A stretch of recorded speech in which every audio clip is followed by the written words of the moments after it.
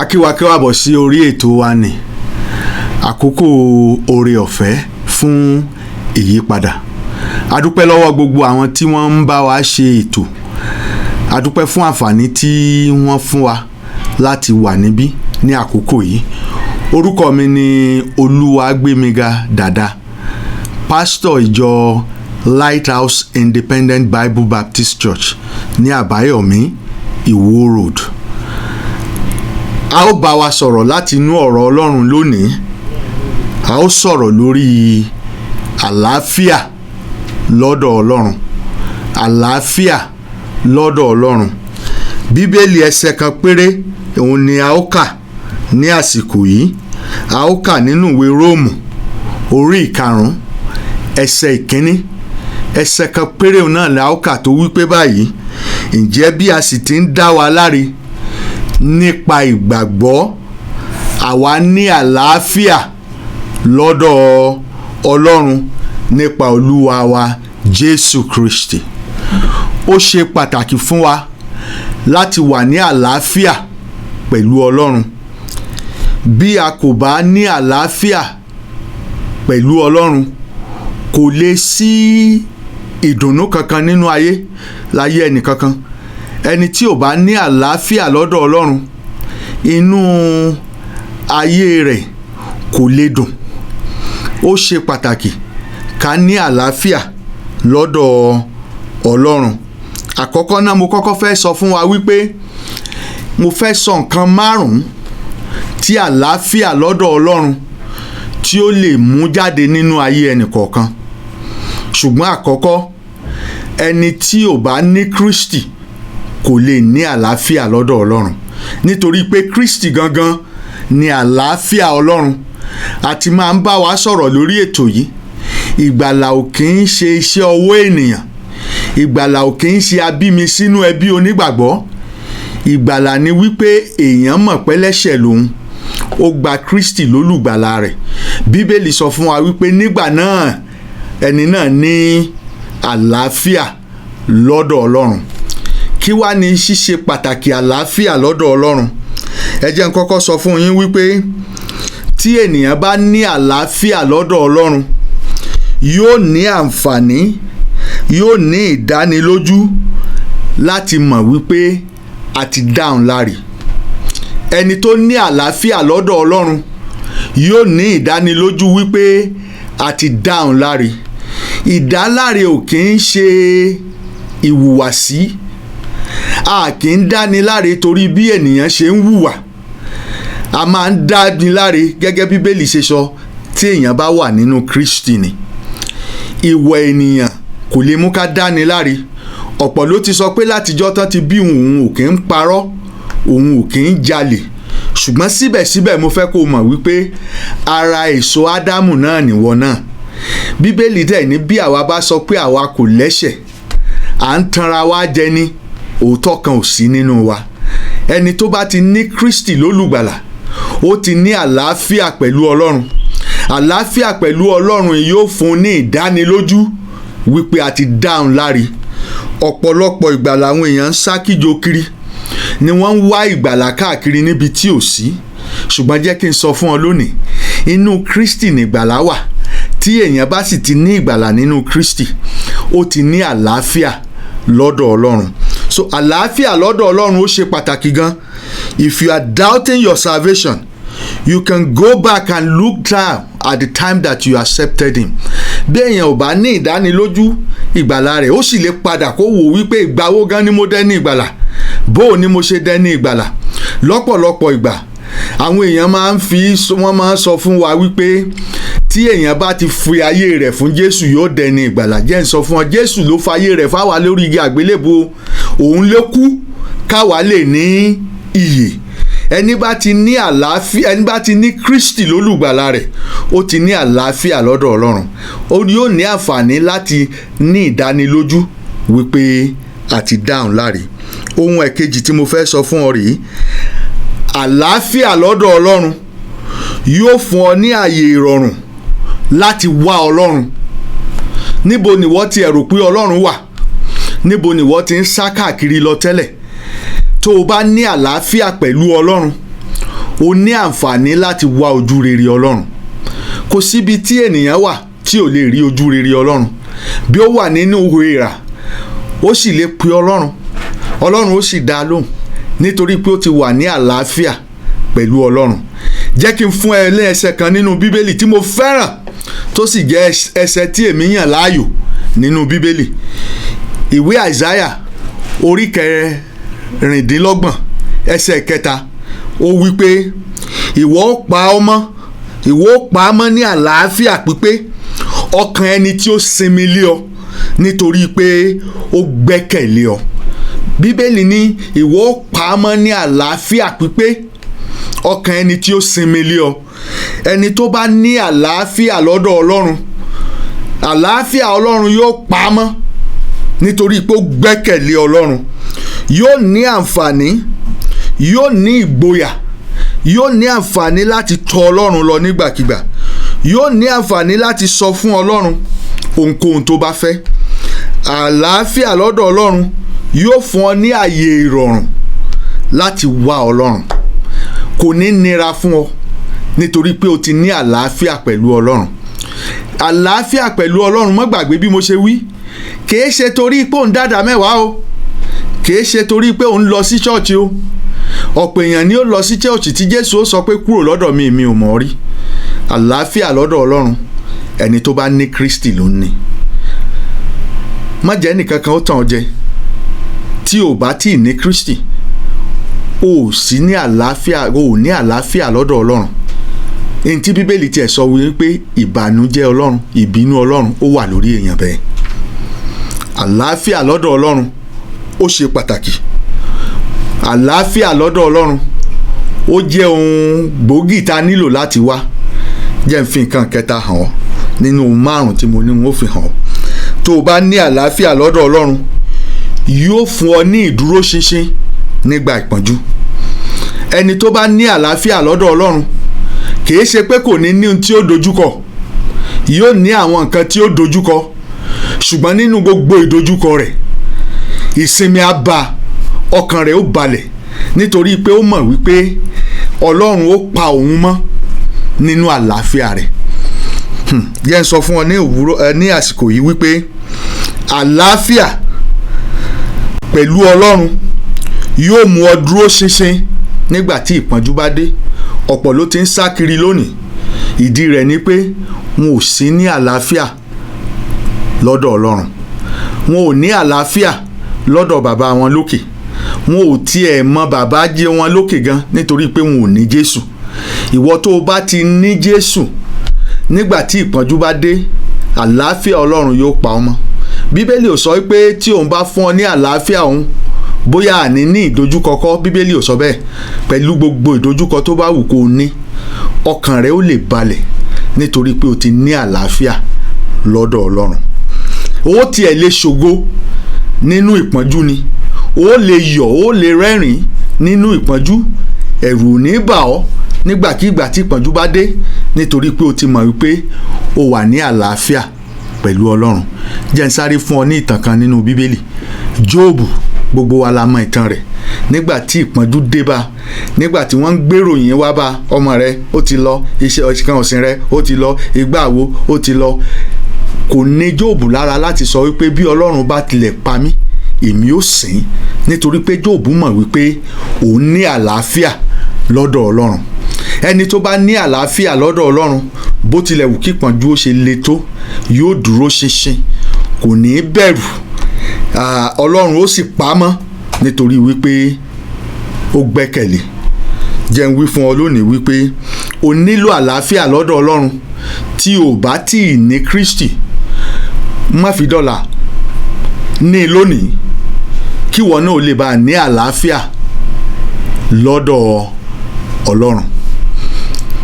Jẹ́ n wí fún ọ lẹ́ẹ̀kan sí wípé Bíbélì fi ìlérí rẹ̀ níbi tá a kà Àìsáyà orí 26 ní ẹsẹ̀ 3 rẹ̀. Ìwọ náà lè fi ṣe ẹsẹ̀ rẹ tó fẹ́ràn tó bá ti jẹ́ ẹni tó ní Kristi. Ìwọ náà ó lè dúró ṣògo nínú àlàáfíà pẹ̀lú Ọlọ́run. Má ṣe bẹ̀rù. ìwọ ní Kristi kó o lè ní àlàáfíà pẹ̀lú Ọlọ́run. Mo ní ohun àkọ́kọ́ ni wípé tó o bá ní àlàáfíà pẹ̀lú Ọlọ́run, mo wí fún ọ wípé ìdánilójú ó wà fún ọ pé a ti dá ọ láre. Ìdánilójú yóò wà fún ọ wípé a ti dá ọ láre. Ohun ẹ̀kejì tí mo sọ fún ọ ni wípé tó o bá ní àlàáfíà lọ́dọ̀ Ọlọ́run, ó ní àǹfààní àbí ààyè ìrọ̀rùn láti wá Ọlọ́run rẹ. Ohun kẹta tí mo sọ fún ọ òun ni pé àlàáfíà lọ́dọ̀ Ọlọ́run yóò fún ọ ní ìdúróṣinṣin nínú ìpọ́njú. Yóò mú ọ dúró tí ò ní lè bẹ̀rù, yóò pa ọ mọ́ ṣinṣin, yóò sì dáàbò rẹ̀ bò ọ́ nítorí pé o ti wà ní àlàáfíà lọ́dọ̀ rẹ̀. N ó fi nǹkan ìkẹrin hàn wípé ẹni tó bá ní àlàáfíà pẹ̀lú Ọlọ́run yóò tún fún ọ ní ìdánilójú wípé Ọlọ́run yóò bá ọ ṣe gbogbo ohun tó o bá fẹ́ ṣe. Kò sí ní tá a ṣe láyé tá a lè dá ṣe láì ṣe pé Ọlọ́run bá wà ní tiwa. Bíbélì ní kí làwọn ò bá ṣe. Ọ̀pọ̀lọpọ̀ ní í ṣe làálàá láti ṣe ohun kan tàbí ohun kejì. Ọ̀pọ̀lọpọ̀ ní í ṣe làálàá láti dáwọ́lé nǹkan á dàbí pé ó mà nira. Kò nira. Àlàáfíà ló nílò lọ́dọ̀ Ọlọ́run.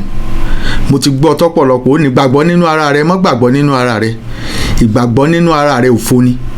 Ṣùgbọ́n tó o bá nígbàgbọ́ nínú Kristi, ohunkóhun tó o bá nílò lọ́lọ́run ó ṣe fún ọ. Jẹ́ n wí fún ọ lónìí wípé o nílò àlàáfíà pípé, àlàáfíà lọ́dọ̀ Ọlọ́run. Àlàáfíà lọ́dọ̀ Ọlọ́run kì í ṣe tó máa wá káàkiri. N tó o nílò ní Kristi. Tó o bá ti ní Kristi, o ti wà ní àlàáfíà àbí o ti ní àlàáfíà lọ́dọ̀ Ọlọ́run. Jẹ́ n sọ fún ọ lẹ́ẹ̀kan sí wípé wá àlàáfíà lọ́dọ̀ Ọlọ́run. Òun nìkan ni ọ̀nà. Lásìkò tí a ti ẹ̀ wáyé tí gbogbo nǹkan le yìí, o nílò àlàáfíà lọ́dọ̀ Ọlọ́run.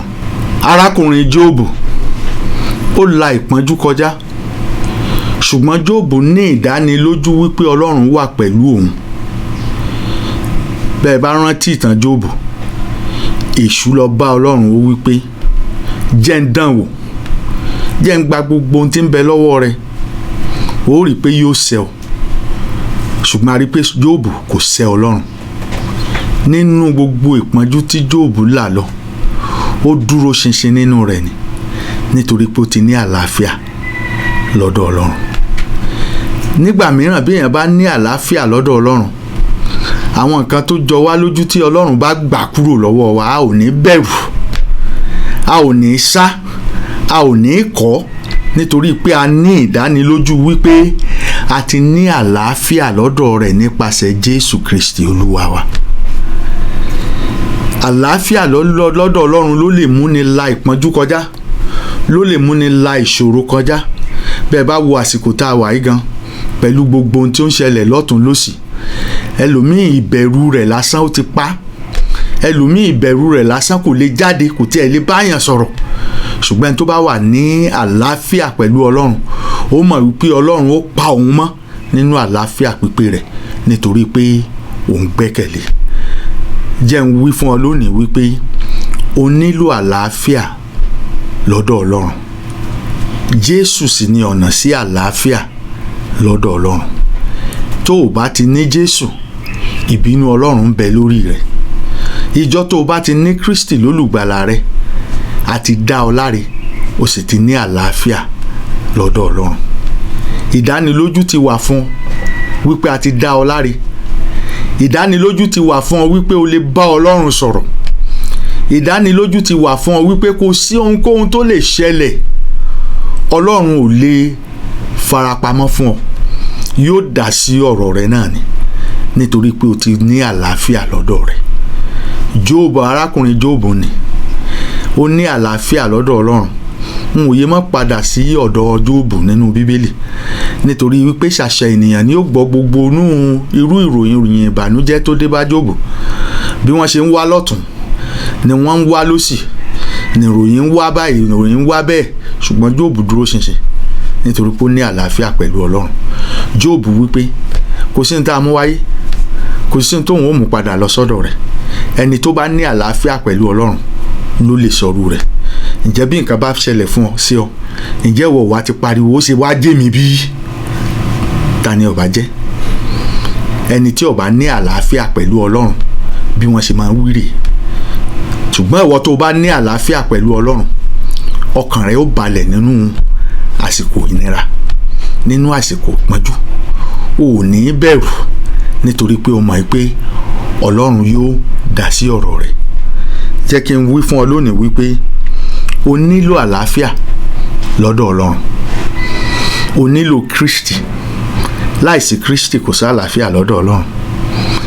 Lásìkò tá a dẹ̀ wáyé, àsìkò ewu ni, àsìkò tó lágbára ni. Àti kọjá 2021 látún wáyé. Àmọ́ tí ó ṣẹlẹ̀ lọ́jọ́ iwájú. Jẹ́ n wí fún ọ lónìí, ní àlàáfíà lọ́dọ̀ Ọlọ́run. Kí ìwọ náà ó lè bá lè pe Ọlọ́run ní ìgbàkígbà tó bá wù ọ́. Kí ìwọ náà ó lè bá Ọlọ́run sọ̀rọ̀. Kí ìwọ náà ó lè bá dúró ṣinṣin nígbà tí ìpọ́njú bá dé. Gẹ́gẹ́ bí mo ti wí fún ọ wípé àlàáfíà lọ́dọ̀ Ọlọ́run yóò fún ọ ní ìdánilójú pé a ti dá ọ láre, òun lòun àkọ́kọ́. Àlàáfíà lọ́dọ̀ Ọlọ́run yóò fún ọ ní ààyè ìrọ̀rùn láti wá Ọlọ́run, òun lòun ẹ̀kejì. Ohun ẹ̀kẹta ni wípé àlàáfíà lọ́dọ̀ Ọlọ́run yóò fún ọ ní ìdúróṣinṣin ní ìgbà ìpọ́njú. Ohun ẹ̀kẹrin tí mo wí òun ni pé àlàáfíà lọ́dọ̀ Ọlọ́run a máa fúnni ní ìdánilójú wípé Ọlọ́run yóò bá ni ṣe. Mo wá fẹ́ parí láti sọ fún ọ wípé àlàáfíà lọ́dọ̀ Ọlọ́run yóò fún ọ ní ìdánilójú wípé Ọlọ́run fẹ́ràn rẹ. Ọlọ́run fẹ́ràn ènìyàn gidi. Ẹni tó bá ti ní àlàáfíà lọ́dọ̀ Ọlọ́run yóò ní ìdánilójú wípé Ọlọ́run fẹ́ràn rẹ̀. Mo rántí nígbà kan, nígbà tí ìyàwó mi tó fẹ́ bímọ, dókítà pè wá wípé láti gbọ́ ohùn ọmọ, láti gbọ́ ohùn ìyá, iṣẹ́ abẹ là á ṣe. Mo bá ẹnìkan sọ̀rọ̀ nípa rẹ̀ lónìí, a ti wá gbọ́, àfẹ́ kíní kan gbẹ̀bí ewúrẹ́, àfàbẹ́ gbàbí àgùntàn kọ́ ni mò ń bọ́ sọ̀rọ̀ rẹ̀. Ìyàwó mi ní tá a ṣiṣẹ́ nù. Ọkàn mi balẹ̀ nítorí wípé mo ní àlàáfíà lọ́dọ̀ Ọlọ́run. Ọkàn ìyàwó mi balẹ̀ nítorí wípé ó ní àlàáfíà lọ́dọ̀ Ọlọ́run. Bó tilẹ̀ jẹ́ pé ọ̀pọ̀lọpọ̀ èèyàn ní sọ fún wa ńgbà náà pé àwọn èyí tiwa ò lè rí bẹ́ẹ̀, tiẹ̀ náà ò lè rí bẹ́ẹ̀ tó o bá ní àlàáfíà lọ́dọ̀ Ọlọ́run.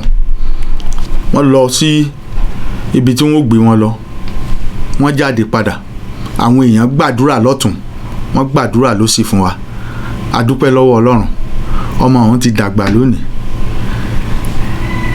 Ọkàn ènìyàn máa ń balẹ̀ wípé Ọlọ́run fẹ́ràn èèyàn tó bá ti ní àlàáfíà lọ́dọ̀ Ọlọ́run. Ǹjẹ́ o wá ti máa wò wípé ǹjẹ́ Ọlọ́run fẹ́ràn rẹ bí? N tó bá kọ́kọ́ rò ní wípé ǹjẹ́ o ní Kristi bí? Ǹjẹ́ o ti ní àlàáfíà lọ́dọ̀ Ọlọ́run bí? When you are at peace with God, you will never doubt that He loves you. O lè ṣe iyèméjì wípé ó fẹ́ràn rẹ tó bá ní àlàáfíà lọ́dọ̀ Ọlọ́run. The believer who is at peace with God knows that they never deserve God's love in the first place, but they understand that He loves them because He chooses to love them, not because of their best, but He loves them even at their worst. Nítorí pé wọ́n ti wà nínú Kristi. My friend, there is no better confidence to have than to know that God loves you, and confidence comes from being at peace with God. Ìfọkànbalẹ̀, ìgboyà ó máa ń wá téèyàn bá ti ní àlàáfíà lọ́dọ̀ Ọlọ́run. Kò sí ọ̀nà mìíràn láti ní ìgboyà bí kò ṣe kéèyàn ní àlàáfíà lọ́dọ̀ Ọlọ́run. Ǹjẹ́ ìwọ á ní àlàáfíà lọ́dọ̀ Ọlọ́run lónìí? Ǹjẹ́ Ọlọ́run wà pẹ̀lú rẹ lónìí? ǹjẹ́ o wá ti ní Kristi bí? Nítorí pé láìsí Kristi òfo ni ilé ayé jẹ́, nítorí wípé ibi kọ́ lópin ìrìn àjò. Nígbà tí ojú bá padé tí ẹ̀mí dákẹ́, ìrìn àjò sì ń tẹ̀síwájú, bóyá sí ìyè àìnípẹ̀kun ni tàbí sí ikú, sí ọ̀run àpáàdì. Ẹni bá ti ní Kristi tó ti ní àlàáfíà lọ́dọ̀ Ọlọ́run, ìdánilójú ni pé bó bá tiẹ̀ fi ayé sílẹ̀, ó ń lọ sí ọ̀dọ̀ Ọlọ́run ni. Kò síbi tá a ti kọ́ wípé ìwà ènìyàn, ìjọ ènìyàn tàbí ìrìbọmi tó o ti ṣe òun ní ìgbàlà rẹ. Kò sínú Bíbélì. Ìgbàlà rẹ ni Kristi. A máa ń tẹnumọ́ púpọ̀ nítorí òun ló ṣe pàtàkì jù. Òun làwọn èèyàn fẹ́ gbọ́. Wọn ò ní Jésù nìkan. Jésù nìkan ni. Ṣebí Jésù wí nínú ìwé Jòhánù orí 14 ẹsẹ̀ 6, má gbàgbé. Ó ní èmi ni ọ̀nà, èmi ni òtítọ́ àti ìyè. Kò sẹ́nikẹ́ni tó lè wá sọ́dọ̀ bàbá bí kò ṣe nípasẹ̀ mi. Jẹ́ n sọ fún ọ lónìí, ní àlàáfíà lọ́dọ̀ Ọlọ́run.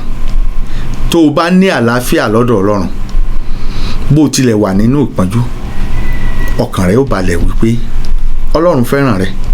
Ọkàn rẹ ó balẹ̀ wípé Ọlọ́run ó dá sí ọ̀rọ̀ rẹ. Ọkàn rẹ ó balẹ̀ wípé ó ní ìgboyà láti rìn nínú ìpọ́njú rẹ. Ó mọ tí Dáfídì sọ, bí mo tilẹ̀ rìn láàrin àfonífojì ikú, èmi kì yóò bẹ̀rù ibì kan, torí ìwọ pẹ̀lú mi. Dáfídì ní èmi ò bẹ̀rù nítorí pé mo ti ní àlàáfíà lọ́dọ̀ Ọlọ́run. Ìwọ náà lè dàbí Dáfídì lónìí. Ìwọ náà lè ní Kristi lónìí. Nígbà tó o bá ní Kristi lónìí, o ní àlàáfíà lọ́dọ̀ Ọlọ́run. Tí o bá ní Kristi lónìí, o lè sọ fún, ìwọ náà ó lè ní ìgboyà lọ́dọ̀ Ọlọ́run. Jẹ́ n wí fún ọ lónìí wípé àlàáfíà lọ́dọ̀ Ọlọ́run, lákọ̀ọ́kọ́ ná, mo wí fún ọ, mo ní yóò ṣe kíni. Àlàáfíà lọ́dọ̀ Ọlọ́run, mo wí fún ọ wípé o ní ìdánilójú pé a dá ọ láre. Àlàáfíà lọ́dọ̀ Ọlọ́run, mo wí fún ọ wípé yóò fún ọ ní àyè ìrọ̀rùn láti wá Ọlọ́run tàbí láti wá ojú rere Ọlọ́run. Ẹ̀kẹta ni wípé àlàáfíà lọ́dọ̀ Ọlọ́run, mo wí fún ọ wípé àlàáfíà lọ́dọ̀ Ọlọ́run yóò fún ọ ní ìdúróṣinṣin nínú ìpọ́njú tó bá ń là kọjá. Níbẹ̀ kan ni mo wí fún ọ wípé ẹlẹ́ẹ̀kẹrin ni wípé àlàáfíà lọ́dọ̀ Ọlọ́run a máa fúnni ní ìdánilójú wípé Ọlọ́run yóò bá ọ ṣe. Paríparí rẹ̀, tó bá ní àlàáfíà lọ́dọ̀ Ọlọ́run, ò ní ṣe iyèméjì pé Ọlọ́run fẹ́ràn rẹ̀. Ẹ ṣé tẹ́tí sí ètò wa ní àkókò yìí. A dúpẹ́ lọ́wọ́ Ọlọ́run fún òtítọ́ ọ̀rọ̀ rẹ̀ tó ti jáde. Mo fẹ́ gbàgbọ́ pé gbogbo ẹ̀yin olùgbọ́ wa àti olùwòran wa ni ẹ ti gba Jésù ní olùgbàlà. Tí ẹ bá ti gbà, àǹfààní nìyí o. Ọ̀rọ̀ Ọlọ́run sọ pé gbogbo èèyàn ló ṣáà ti ṣẹ̀ tí wọ́n sì ti kùnà ògo Ọlọ́run. Torí ẹ̀ṣẹ̀ wa a sì jẹ̀bi ikú. Ṣùgbọ́n Ọlọ́run fìfẹ́ ohun pàápàá hàn sí wa ní pé nígbà tí àwa jẹ́ ẹlẹ́ṣẹ̀, Kristi kú fún wa. Ẹ lè pe Jésù sọ́kàn yín, kẹ́ gbà ikú rẹ̀, sísìn rẹ̀ àtàjíǹde rẹ̀ gẹ́gẹ́ bí ohun kan péré tó san gbèsè ẹ̀ṣẹ̀ wa. Tẹ́ bá fẹ́ ṣe eléyìí, ẹ kàn tẹrí yín ba níbi tẹ́ wà, kẹ́ pe Jésù sọ́kàn yín. Ẹ wí pé Jésù, ọmọ Ọlọ́run, ṣàánú fèmí ẹlẹ́ṣẹ̀, kí o sì gba ọkàn mi là. Mo mọ̀ pé o kú, a sin ọ́, o sì jí dìde nítorí ẹ̀ṣẹ̀ mi. Jésù, wá sínú ọkàn mi, kí o sì jẹ́ olùgbàlà ọkàn mi látòní lọ. Jésù, mo dúpẹ́ torí pé ti wọnú ọkàn mi. Jésù, Olúwa wa. Àmín. Bóyá ẹ ní ìbéèrè kan tàbí òmíràn lórí àwọn ọ̀rọ̀ Ọlọ́run tí ẹ ti gbọ́ yìí, ẹ lè pè wá lórí àwọn ẹ̀rọ ìbánisọ̀rọ̀ tí wọ́n fi sí ojú afẹ́fẹ́ yìí. 070 38 08 5652 070 38 08 5652 tàbí 070 87 68 2122 070 87 68 2122 tàbí ẹ lè fi WhatsApp ránṣẹ́ sí wa ní 070 55 30 74 92 070 55 30 7492. gbàgbọ́ wa ni pé ètò yìí ó ti jẹ́ orísun ìbùkún fún yín nípa oore ọ̀fẹ́ Ọlọ́run níjọ́ mẹ́jọ a ó tún ṣe ètò yìí lẹ́ẹ̀kan sí i kí ẹ tún wá gbọ́ ó tọrọ Ọlọ́run ẹ ṣé púpọ̀ ó dàbọ̀.